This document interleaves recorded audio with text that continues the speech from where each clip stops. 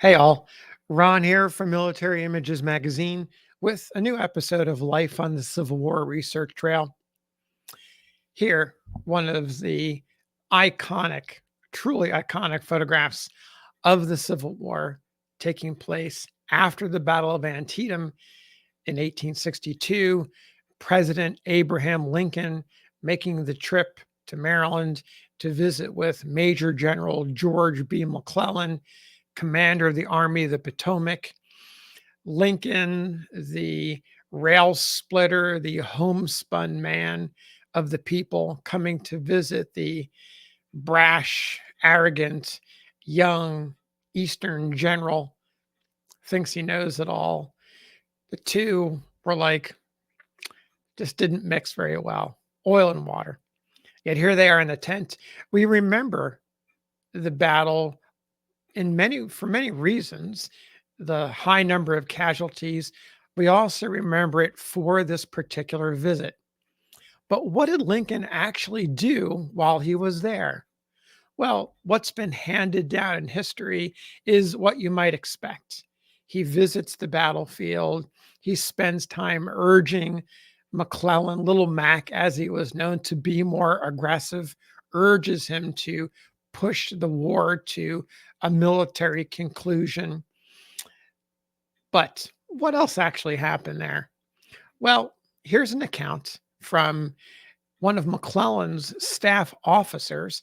His name is Lieutenant Colonel David Hunter Strother. And his diary is quite fascinating, quite revealing, because in it, he mentions the visit, and it's a little different than what you might expect. Now, Strother was a journalist and an artist. He was popularly known, and he was popular by the pen name Porte Crayon. As I mentioned, a member of McClellan's staff. I want to read you these two diary entries. They're not particularly long, but in it, you'll find some interesting insights, not only about how Lincoln conducted himself while he was there, what he did, but also Strother's opinion of Lincoln and the office of the presidency and that unique connection between the man, the office, and the United States. So before I read, I want to give you a few names that are going to pop up here. One of them is Ward Hill Layman, who was the law partner and friend of Lincoln's. You'll hear mentioned Martinsburg, Virginia, which happens to be Strother's hometown. Nowadays, that's West Virginia. That's Strother's hometown. And he mentions the women of Martinsburg who were repairing wood planked roads. You'll also hear mentioned Alfred Pleasanton, who is a Union cavalry general. So here we go. The first entry is dated October 2nd, 1862, a Thursday. The president came in the afternoon and was received without ceremony. Afterwards, rode out with McClellan and staff to see the battlefield. After dark, the president and suite came in from the battlefield and went to dinner.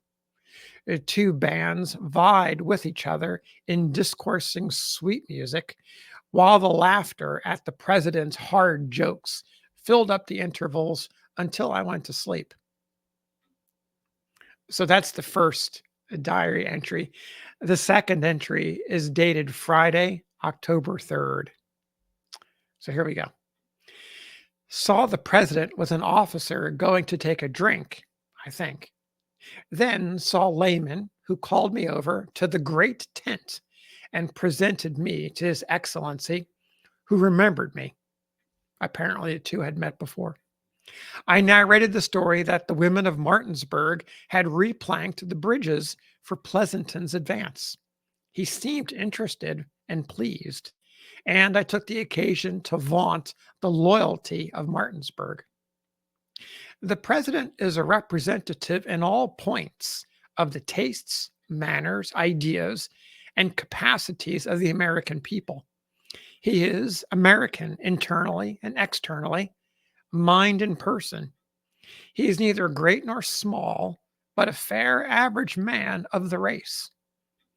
He is the result of our system, and that system is entirely responsible for the manner in which he fulfills the duties of his office. If he fails, the system has failed conclusively, and there will be an end of it. I love that ending part, the impressions of Lincoln and that thought about the presidency, that office of the United States. Let me read that to you one more time. He is the result of our system, and that system is entirely responsible for the manner in which he fulfills the duties of his office. If he fails, the system has failed conclusively, and there will be an end of it. That tight connection between the presidency, the office, and that interconnection between the man, the office, and being representative of the people. And if a good man is in office or a bad man is in office, can be the end of the system, because the president, the office, and the system are all together. The people are all together. And there will be an end of it if it doesn't line up the way it ought to. So there you have it.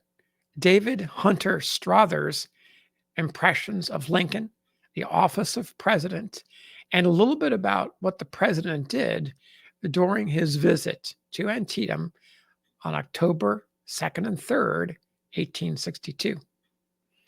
Until the next time, we'll see you on Life on the Civil War Research Trail.